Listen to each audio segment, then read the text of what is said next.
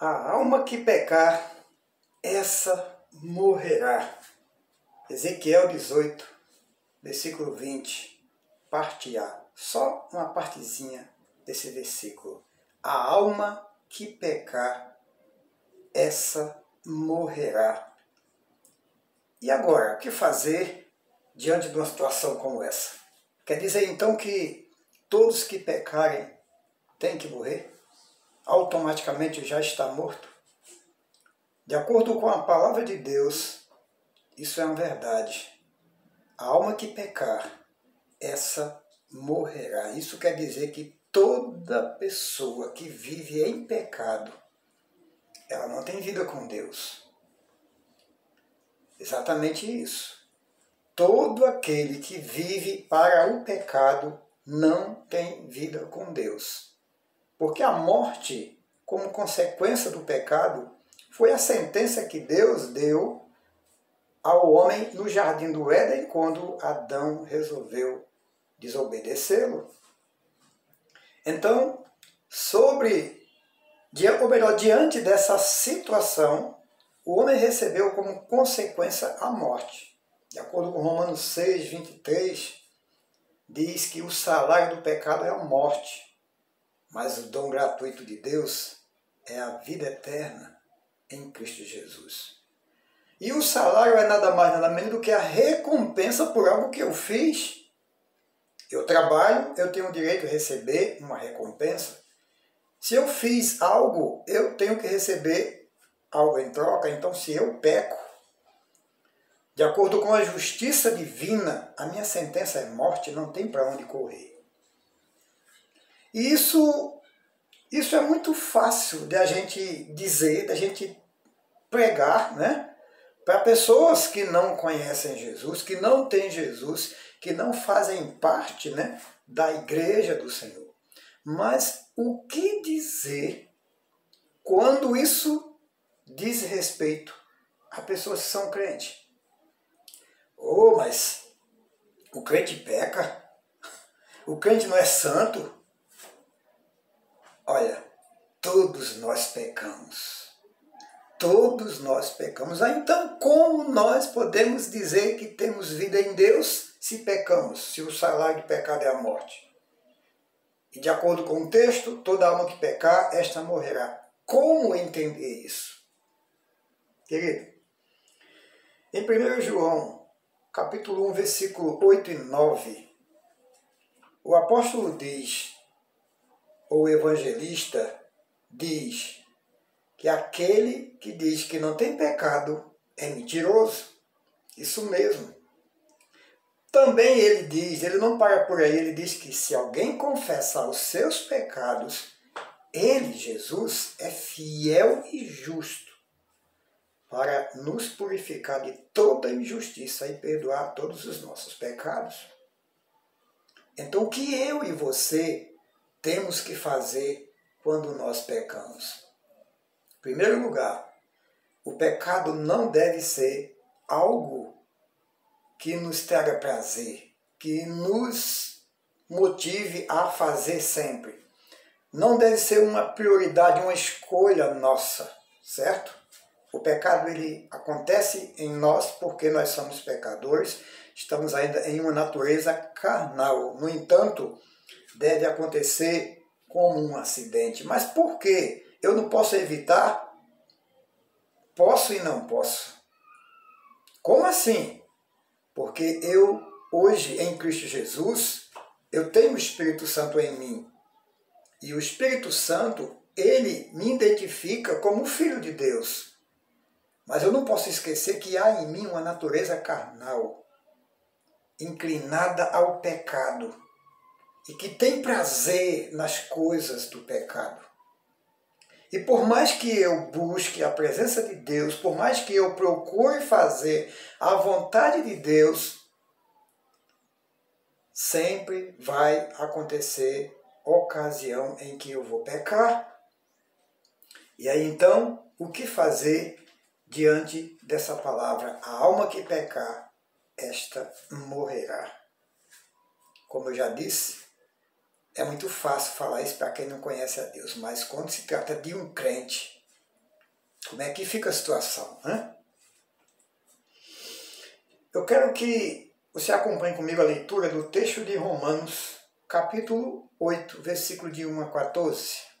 Romanos, capítulo 8, versículo de 1 a 14, é um texto que tem como objetivo nos esclarecer acerca da garantia que nós temos em Deus por meio de Cristo Jesus, independente da nossa natureza pecaminosa. E vamos ver o porquê, como eu tenho esse direito, essa convicção de que eu sou de Deus mesmo sendo pecador.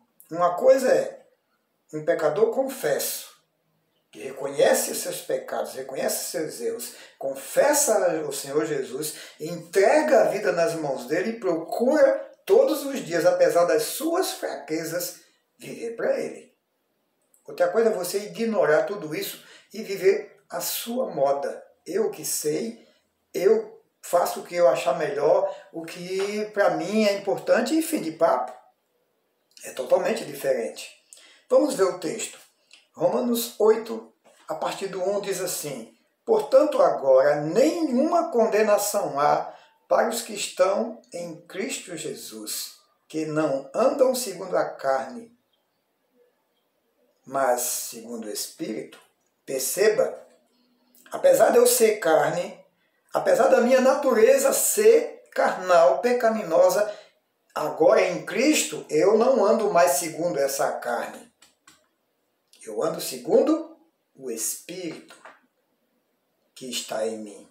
E segue dizendo: portanto, a lei do Espírito de vida em Cristo Jesus me livrou da lei do pecado e da morte. Então eu vivo com Cristo, eu tenho Cristo porque Ele morreu por mim, Ele me livrou do poder da morte, que era impressa pelo pecado. Mas o Senhor me livrou de tudo isso, muito embora eu ainda peque. Seguindo aqui no versículo 3. Portanto, o que era impossível à lei, visto como estava enferma pela carne, isto é, a carne não proporciona ao homem de forma alguma meios para que ele cumpra toda a lei na sua perfeição, isto é, a sua totalidade. Tá certo? Porque a Bíblia é muito clara. Se alguém deixar de cumprir um só mandamento, é cúmplice de todos os outros. Não adianta eu cumprir 99% da lei e falhar em um. Eu sou cúmplice de todos, então era impossível a mim e a você vencer a morte por conta do pecado que é constante na nossa vida. Então nós estávamos definitivamente sentenciados ao inferno, infelizmente, porque a carne ela nos torna fraco e incapaz de alcançar esse objetivo. Por isso, seguindo aqui o versículo, Deus enviando o seu Filho em semelhança da carne, do pecado, pelo pecado, condenou o pecado na carne. Isto é, Jesus se fez homem, se fez carne, apesar de não ter pecado, mas ele assumiu o preço do meu pecado, do seu pecado, para que nós pudéssemos ser libertos da sentença do pecado, que é a morte. Eu não falo apenas de morte física, mas de morte espiritual. Segue aqui no versículo 4. Para que a justiça da lei se cumprisse em nós, que não andamos segundo a carne, mas segundo o Espírito. Perceba? A justiça da lei, o que a lei dizia ou diz? A alma que pecar, esta morrerá. Todo que pecar é digno de morte. Por isso Jesus teve que morrer, muito embora ele não tivesse pecado. Mas não esqueça, ele assumiu o nosso lugar. O meu pecado, o seu pecado, foi pago por Jesus. Custou a vida do Senhor Jesus. Então ele, sendo o próprio Deus, ele vence a morte e por isso nos dá a garantia de vida eterna. Isso não é maravilhoso? Isso é maravilhoso e nós só devemos agradecer e glorificar o nome do Senhor por isso, porque nós não tínhamos condições alguma, era impossível para nós. Mas o Senhor, com a sua bondade, com o seu amor, tornou isso possível. E o versículo 5 segue dizendo: porque os que são segundo a carne inclinam-se para as coisas da carne, mas os que são segundo o Espírito para as coisas do Espírito. Isto é, antes, quando eu e você estávamos apenas na carne, nós estávamos totalmente inclinados às coisas da carne, mas hoje, em Cristo Jesus, nós temos o Espírito Santo em nós. Então nós devemos andar não mais segundo a carne, mas segundo o Espírito. Porque o Espírito é vida e a carne é morte. Por isso, eu devo lutar todos os dias contra essa carne, mesmo que ela ainda esteja aqui, guerreando contra mim. E eu tenho que guerrear contra ela. Versículo 6. Porque a inclinação da carne é morte, percebe? Mas a inclinação do Espírito é vida e paz. Então, quando nós temos plena convicção do que Cristo fez por nós, então nós temos paz com Deus, mediante as nossas fraquezas, mediante os atos pecaminosos que muitas das vezes nós somos envolvidos, nos quais muitas das vezes nós somos envolvidos.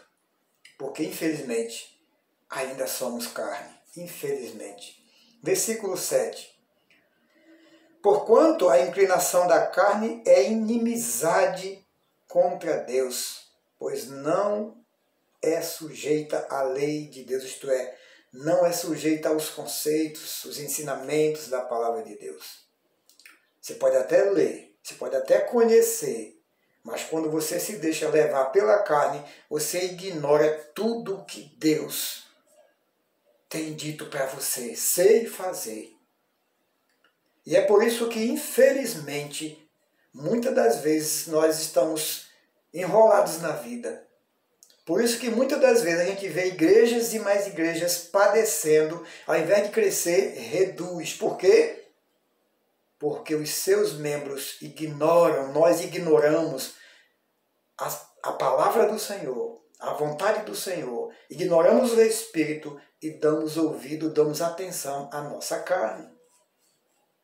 Acaso em Gálatas 5, do 16 ao 22, não descreve a guerra, a batalha entre o Espírito e a carne? E aquele a quem nós alimentar mais, é esse que vai vencer, esse é quem vai sobressair. Se nós dermos lugar ao Espírito, nós vamos viver e vamos ter paz. Porém, se dermos lugar à carne, nós vamos sofrer e vamos andar de mãos dadas com a morte. É isso mesmo. Versículo 8. Portanto, os que estão na carne não podem agradar a Deus. Versículo 9. Vós, porém, não estáis na carne, mas no Espírito, se é que o Espírito de Deus habita em vós. Mas se alguém, preste bem atenção nisso aqui, se alguém não tem o Espírito de Cristo, esse tal não é dele. É impossível. Impossível que alguém seja de Deus sem que tenha o Espírito Santo dele em si. Porque é o Espírito Santo que nos identifica como filhos de Deus. Ele é o selo que garante que nós somos de Deus. Pode ter certeza disso. Visto que o pecado perdeu o poder de nos condenar ao inferno, isso me traz paz e fortalece a minha convicção de que estou salvo em Cristo. Entende? Percebe aí? Mas não me dá autonomia para viver no pecado. Tá certo? O Espírito Santo me dá essa convicção, me dá essa certeza, mas ele de maneira nenhuma ele me dá autonomia para viver no pecado. Por quê? De acordo com o texto que a gente leu, o pecado é morte. Quem se inclina para a carne se inclina para a morte. Mas quem vive no Espírito vive de fato no Senhor. Lembrando que viver no Espírito é viver com Cristo e para Cristo. Já viver no pecado é não ter vida em Cristo. Percebe a diferença? Porque a morte já está dizendo. Morte. E a morte é a consequência do pecado na minha e na sua vida. Nós só não estamos condenados a ela, morte espiritual, porque Jesus nos libertou. Jesus nos redimiu. A dívida foi paga e hoje nós podemos glorificar a Deus e, com paz em nossos corações, nos alegrar na presença do Senhor, independente das nossas fraquezas, porque o Senhor nos salvou e nos redimiu e pagou pela nossa culpa. Não há mais condenação para os que estão em Cristo Jesus.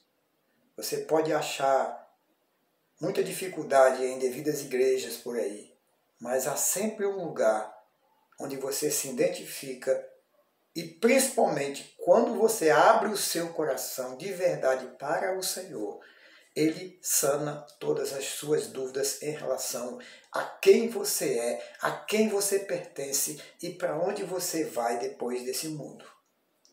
Guarde essa palavra no seu coração, tenha paz em Cristo, confie nele acima de tudo, busque viver a vontade dele e não a sua própria vontade, porque viver a vontade do Senhor é viver em espírito, viver a sua própria vontade é dar lugar à carne, e a carne é sinônimo de morte. Que Deus te abençoe.